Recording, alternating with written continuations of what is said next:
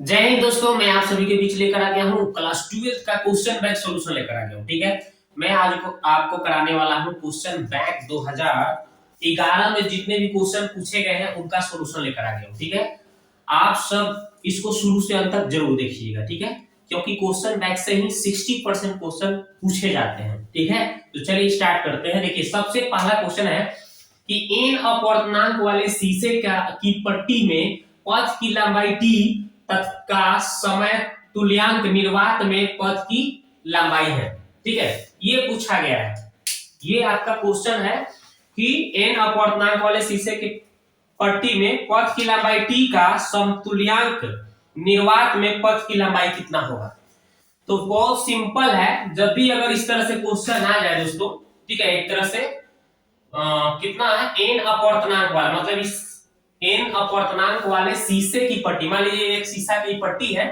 ठीक है, और इसकी अपूर्णांक बोला गया है दोस्तों एन। ठीक है, और इसमें जो समय की लंबाई यानी कि टाइमिंग जो बताया जा रहा है टी बताया जा रहा है, टाइमिंग। ठीक है, तो इसका पथ की लंबाई जो अगर बात किया जाए इसका पथ की लंबाई की, तो बस कुछ नहीं करना होता है, ये अपूर्णांक गुने टाइमिंग हो जाता है, मतलब कि इसमें जो टाइम लगता है और उसको अपूर्णांक से गुना कर दिया जाता है।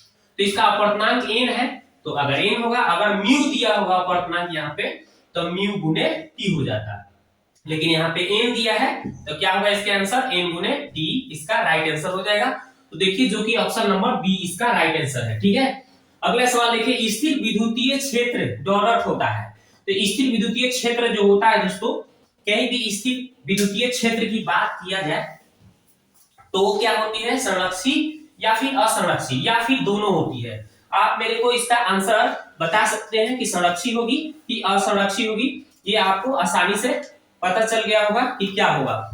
कभी भी विद्युतीय क्षेत्र की बात कर ले, मान लीजिए ये विद्युतीय क्षेत्र हो गया, कैसे बना देता हूं, देखिए ये मान लीजिए विद्युतीय क्षेत्र है। ठीक है, स्थिर विद्युतीय क्षेत्र है, तो इसमें डॉट होती है, क्या होती है, इसमें जो होती है विद्युतीय क्षेत्र जो होती है संरक्षी होती है दोस्तों। कैसा होती है, संरक्षी होती है, याद रखिएगा। स्थिर विद्युतीय क्षेत्र जो होता है, अगर बात कोई कर ले स्थिर विद्युतीय क्षेत्र, ठीक है, तो स्थिर विद्युतीय क्षेत्र की बात कोई करे तो संरक्षी बताइएगा। क्या बताइएगा, संरक्षी। ठीक है, तो ये इसका आंसर हो गया। अगला सवाल देखिए, एक कूलम आवेश होता है। एक कूलम आवेश क्या होता है, ये देख लेते हैं।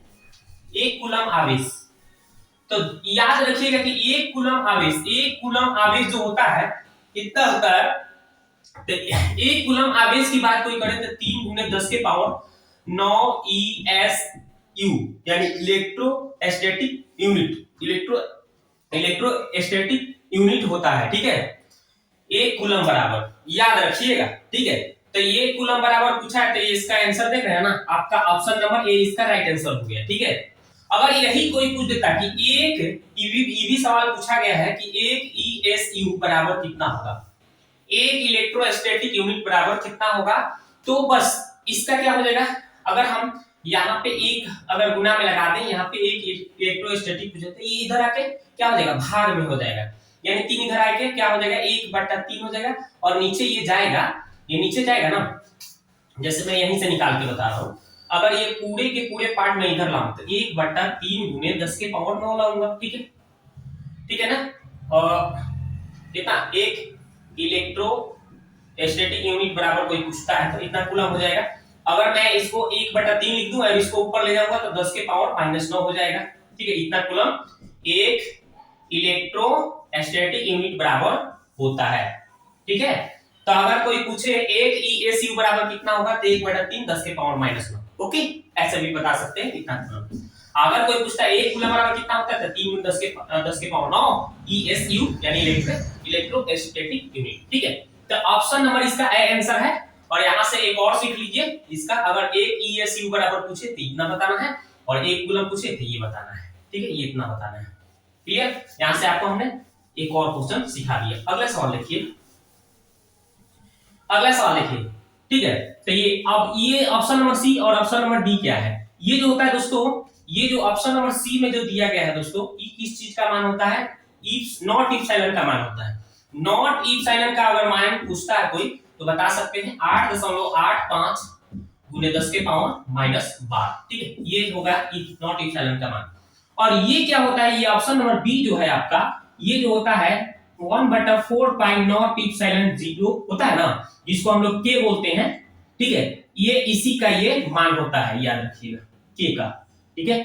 जो हम लोग पढ़े हैं ना कूलम का नियम, कूलम का नियम पढ़े हैं ना, कूलम का नियम में व्यंजक हम लोग प्राप्त किए हैं, कितना, एक बराबर 1/4 पाई नॉट इप्सिलॉन, है ना, q1 इंटू q2 बटा r स्क्वायर, ना होता है कूलम के नियम व्यंजक। तो इसको हम लोग k से डिनोट करते हैं, k से, ठीक है, पता है ना, k से भी डिनोट किया जाता है बटा r स्क्वायर। और इसी k का वैल्यू जो होता है दोस्तों कितना, 9 × 10 के पावर 9 होता है इसी k का वैल्यू, याद रखिएगा। तो यहां से आपको ये भी बता दिए, ये भी बता दिए, और ये तो बता ही दिए। चलिए यहां से देखिए कितना सारा क्वेश्चन आपको जो निकल रहा है वो भी आपको हम बताते चल रहे हैं। चलिए अगला सवाल देखिए। चलिए अगला है, इलेक्ट्रॉन का विशिष्ट आवेश होता है, इलेक्ट्रॉन का विशिष्ट आवेश का मान पूछा है दोस्तों। तो इलेक्ट्रॉन का क्या पूछा है, इलेक्ट्रॉन का विशिष्ट आवेश, ठीक है। तो इसका फार्मूला होता है इलेक्ट्रॉन बटा द्रव्यमान, इलेक्ट्रॉन बटा द्रव्यमान। और इलेक्ट्रॉन का मान होता है 1.6 × 10 के पावर -19 कूलम होता है। पढ़े हैं आप, इतना तो होता है ना, ये तो आप पढ़ चुके हैं। और द्रव्यमान का मान होता है 1.9 × 10 के पावर 9.1 होता है, 9.1 × 10 के पावर -31 केजी होता है, ठीक है। तो ये द्रव्यमान का मान 9.1 × 10 के पावर -31 केजी होता है, द्रव्यमान का खाली पूछे तो। और इलेक्ट्रॉन का कोई मान पूछता है तो एक इलेक्ट्रॉन बराबर इतना होता है 1.6 × 10 के पावर -19 कूलम। अगर हम इसी दोनों को सॉल्व करेंगे, इसी दोनों को पूरा सॉल्व करेंगे ना, तो हमारा मान आपका ऑप्शन नंबर कौन सा आ जाएगा, ए आ जाएगा 1.8 × 10 के पावर -11 कूलम प्रति केजी आ जाएगा इसका राइट आंसर, ठीक है। तो इसको सॉल्व करेंगे थोड़ा लंबा स्पेस भी चाहिए, लेकिन ये ऑब्जेक्टिव है, इसको आप सॉल्व कर सकते हैं आसानी से। अगर पढ़े हैं ठीक से तो आप सॉल्व करने आता ही होगा। गणित का आप सवाल बनाते हैं तो इस तरह से सॉल्व कर देना, क्या दशमलव हटा लेंगे, ठीक है, और ये नीचे से ऊपर दे देंगे, कैलकुलेट कर लेंगे, इसको भाग दे देंगे, आंसर आ जाएगा 1.8 × 10 के पावर -11 कूलम प्रति केजी, ठीक है। तो ऑप्शन नंबर इसका ए इसका राइट आंसर, ठीक है। अगला सवाल देखते हैं। तो अगला सवाल देखिए, ये वाला 5 नंबर देखिए, चित्र में प्लेट X पर, देखिए ये प्लेट है, ठीक है, और X पर, यहाँ पे X पर जो है आवेश है, X पर आवेश कितना होगा ये हमें निकालना है। तो सबसे पहले हमें दो बिंदु है A और B, इसको हम A मान लेते हैं, इसको हम B मान लेते हैं, ठीक है। ये प्लेट है, A और B बिंदु है, तो इस पर A पर विभव कितना है 20 वोल्ट और B पर कितना है 10 वोल्ट, ठीक है। और इस संधारित्र C का मान दे दिया है 2 माइक्रोफैराड, ठीक है। तो चलिए हम क्या करेंगे, सबसे पहले हम यहाँ पे विभवांतर निकाल लेते हैं, विभवांतर। तो विभवांतर निकाल लेते हैं V, इसका तो क्या हो जाएगा VA - VB, ठीक है, ये निकाल लेंगे। तो VA A पर कितना है 20 वोल्ट है और VB कितना है भाई 10 वोल्ट है, घट के कितना आ जाएगा 10 वोल्ट, ठीक है। ये हमें पता चल गया विभवांतर, तो हमें इसका विभवांतर पता चल गया, राइट। हमें निकालना है आवेश, तो आवेश Q बराबर एक फार्मूला होता है C × V। तो C कितना दिया है, देखिए संधारित्र C कितना दिया है, देखिए यहाँ पे संधारित्र C दिया है 2 और विभवांतर इसका कितना है भाई 10 आया, ठीक है। तो ये जब गुना करेंगे हम तो कितना आ जाएगा, ये दोनों को गुना करेंगे तो 10 गुना कितना आ जाएगा 20 माइक्रो कूलम आ जाएगा, ठीक है, 20 माइक्रो कूलम आ जाएगा। अब हमें देखना है, यही इसका राइट आंसर है 20 माइक्रो कूलम। तो देखिए अब इसमें देखना है कि ए बिंदु पर आवेश विभवांतर कम है कि ज्यादा, किस पर माने ज्यादा है, ए पर कि बी पर। जिस पर ज्यादा होगा उसको धनात्मक मानना है, जिस पर कम होगा उधर ऋणात्मक मानना है। तो देखिए बिंदु ए पर जो है आपका विभवांतर 20 वोल्ट है और बिंदु बी पर, ए पर 20 वोल्ट है, बी पर 10 वोल्ट है। तो ज्यादा किस पर है जी, ज्यादा आपका किस पर है, ए पर है, ए पर है, तो ये आपका धनात्मक होगा। और इस पर बी वाला पर कम है तो ये क्या हो जाएगा ऋणात्मक हो जाएगा। जिस पर कम होगा उसको ऋणात्मक करना है और जिस पर ज्यादा होगा विभवांतर उसको धनात्मक मानना है। तो मेरे को x पर निकालना है, x पर, तो x किधर आ रहा है ऋणात्मक साइड में आ रहा है, तो इसका जो आंसर आएगा दोस्तों कितना आएगा, ऋणात्मक आ जाएगा इसका राइट आंसर, -20 माइक्रो कूलम हो जाएगा इसका right answer. Option number B इसका राइट आंसर हो जाएगा, ठीक है। अब देखते हैं अगला सवाल। दोस्तों हम लोग क्वेश्चन नंबर कितना देखते हैं 6 नंबर। बोला गया है देखिए कि स्वस्थ मनुष्य के शरीर का विद्युत प्रतिरोध कितना होता है। तो याद रखिएगा स्वस्थ मनुष्य के शरीर का विद्युत प्रतिरोध जो होता है, आप बोल रहे हैं कि स्वस्थ मनुष्य के विद्युत प्रतिरोध, तो हम लोग का मनुष्य जो होता है, जैसे हम क्या है मनुष्य है, तो हम लोग का शरीर भी जो है विद्युत का चालक होता है। यानी आप विद्युत को छूइएगा तो आप में भी करंट आना शुरू हो जाएगा। और आपको जैसे ही आप विद्युत को छुए हैं, तो जैसे आपको ही करंट मारा है, तो आपके इधर साइड से कोई हाथ छूता है, इधर साइड से कोई हाथ छूता है, तो उनको भी करंट मारेगा। क्योंकि हम लोग का शरीर जो होता है विद्युत का चालक होता है कि नहीं। आप छू के देखिएगा करंट मार देगा। ठीक है, ये नहीं कि सभी सिखा रहे हैं छू कर देखिएगा, ट्राई मत करिएगा। ठीक है, चलिए। तो ये शरीर जो होता है मानव का विद्युत का चालक होता है, और उसका प्रतिरोध होता है कितना भाई, स्वस्थ मनुष्य का तो 10,000 ओम होता है। क्वेश्चन बैंक में इसे 50,000 ओम बताया गया, जो कि गलत है। ठीक है, वो गलत है, उसको मत टिक करिएगा। 10,000 ओम बताया गया है, इसका राइट आंसर 10,000 ओम। 50,000 ओम मत मारिएगा, गलत है वो। ठीक है, आगे देखते हैं। अब देखते हैं हम लोग निकेल की बात करते हैं। कौन सी की बात करते हैं, निकेल। तो निकेल क्या होता है दोस्तों, ये हम देखते हैं कि निकेल क्या होता है। तो आपको याद रखिएगा कि निकेल क्या होता है। क्वेश्चन नंबर आपका 7 है। ठीक है, तो क्वेश्चन नंबर 7 का बताया गया है, इसका आंसर लौह चुंबकीय। हाँ, सही बात बताया गया है। निकेल क्या होता है दोस्तों, निकेल जो होता है लौह चुंबकीय होता है। ठीक है, लौह चुंबकीय। और फेरस भी होता है लौह चुंबकीय, निकेल भी होता है लौह चुंबकीय, कोबाल्ट भी होता है लौह चुंबकीय, और स्टेडियम भी होता है लौह चुंबकीय। याद रखिएगा ये सभी होता है। तो हमारा क्या है भाई, लौह चुंबकीय की बात कर रहा है, तो निकेल जो होता है दोस्तों लौह चुंबकीय, इसका राइट आंसर हो गया। फेरस भी होता है, कोबाल्ट भी होता है, स्टेडियम भी होता है, निकेल भी होता है, ये सभी याद रखिएगा। ठीक है, अगला सवाल, समतल दर्पण की वाक्ता त्रिज्या होती है। तो ये तो आपको पता होगा, समतल दर्पण की वाक्ता त्रिज्या अनंत होती है। कितना होती है, अनंत होती है। समतल दर्पण की वाक्ता त्रिज्या अनंत होती है, याद कर लीजिएगा। ठीक है, अगला देखते हैं। लेंस की क्षमता का ऐसे मात्रक क्या होता है। लेंस की क्षमता का ऐसे मात्रक तो आपको पता ही होगा, 10th में भी आप पढ़े थे कि लेंस की क्षमता का मात्रक होता है दोस्तों डायोप्टर। क्या होता है, डायोप्टर होता है, डायोप्टर। ठीक है, लेंस की क्षमता का ऐसे मात्रक डायोप्टर होता है। ये तो आपको पता हो गया। आप देखिए जूल किसका मात्रक होता है, ये आपको ये भी हम बता देते हैं। जूल जो होता है दोस्तों कार्य का एसआई मात्रक जूल, ऊर्जा का एसआई मात्रक जूल।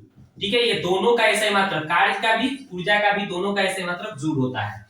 ये इस कैंडेला क्या होता है, तो ज्योति तीव्रता नाम सुने हैं, ज्योति तीव्रता। तो ज्योति तीव्रता का एसआई मात्रक कोई पूछता है तो ये कैंडेला होता है। ज्योति तीव्रता का एसआई मात्रक कैंडेला। वाट किसका होता है दोस्तों, वाट जो होता है दोस्तों शक्ति का मात्रक कोई पूछता है, शक्ति का मात्रक कितना होता है, शक्ति का मात्रक वाट होता है, शक्ति का मात्रक वाट होता है। और 1 किलोवाट घंटा भी अगर कोई पूछता है, 1 किलोवाट घंटा बराबर तो 1.6 गुणे 10 के पावर 6 जूल होता है। याद रखिएगा 3.6 सॉरी 3.6 गुणे 10 के पावर 6 जूल होता है। 1 किलोवाट घंटा बराबर कोई पूछता है, ठीक है, तो 3.6 गुणे 10 के पावर 6 जूल होता है, ये भी याद रखिएगा। तो हमने देखिए यहां से कितना 4-5 क्वेश्चन बता दिया। ठीक है, लेंस की क्षमता कैसे मतलब डायोप्टर बता ही दिया। जूल किसका मात्रक है, कार्य और ऊर्जा का मात्रक जूल हो गया। कैंडेला किसका मात्रक होता है, ज्योति तीव्रता का मात्रक होता है। वाट किसका मात्रक होता है, तो शक्ति का ऐसे मात्रक वाट होता है। 1 किलोवाट घंटा बराबर कितना होता है, 3.6 गुणे 10 के पावर 6 जूल होता है। चलिए यहां से देखिए कितना क्वेश्चन। अब चलते हैं 10 नंबर क्वेश्चन देखते हैं। ठीक है, 10 नंबर क्वेश्चन देखते हैं, ये देखते हैं। तो यहां पे बोला गया है एनपीएन एक ट्रांजिस्टर है जिसमें उत्सर्जक धारा आई, उत्सर्जक धारा, ठीक है, को आई से डिनोट किया गया है। काफी से आई से डिनोट किया गया है। ठीक है, फिर आधार धारा आईबी है, फिर संग्राहक धारा आईसी है। तो यहां पे देखिए आधार धारा और प्लस क्या होता है, संग्राहक धारा, ये फॉर्मूला होता है।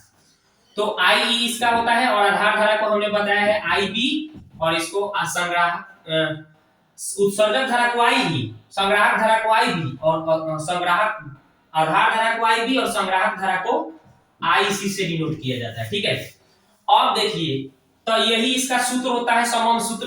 अब अगर ऑप्शन में ये देखिए कहीं दिख रहा है, नहीं दिख रहा है, यहाँ पे ई है तो प्लस सी है, ये नहीं है। तो हम थोड़ा सा ऑप्शन नंबर ए देखते हैं। देखिए सी को छोड़ते हैं, मान लीजिए उधर हम सी को छोड़ते हैं तो इधर आई ई, ठीक है, और इधर से आ गया आई बी, इधर आया तो उधर क्या बच गया, आई सी बच गया, ठीक है। यहाँ में हम इसको उलट के लिख देते हैं, आई, इसको इधर और इसको उधर लेकर चले जाते हैं, आई ई माइनस आई बी, ठीक है, जो कि ऑप्शन में हमें दिख रहा है पहले के ऑप्शन में, आई सी बराबर आई ई माइनस आई बी, यही इसका राइट आंसर हो गया दोस्तों, ठीक है। तो आपका 10 का ऑप्शन नंबर ए इसका राइट आंसर हो गया। तो दोस्तों बताइएगा कि ये वीडियो आपको कैसा लगा। मिलते हैं नेक्स्ट वीडियो में, अगले क्वेश्चन बैंक का अगला सेट लेकर आऊंगा, ठीक है। तो इसको जितना हो सके शेयर कीजिए, पहली बार आए हैं तो चैनल को सब्सक्राइब करिए, ठीक है, ताकि मैं इस तरह से आपके लिए वीडियो लाता रहूं, ठीक है।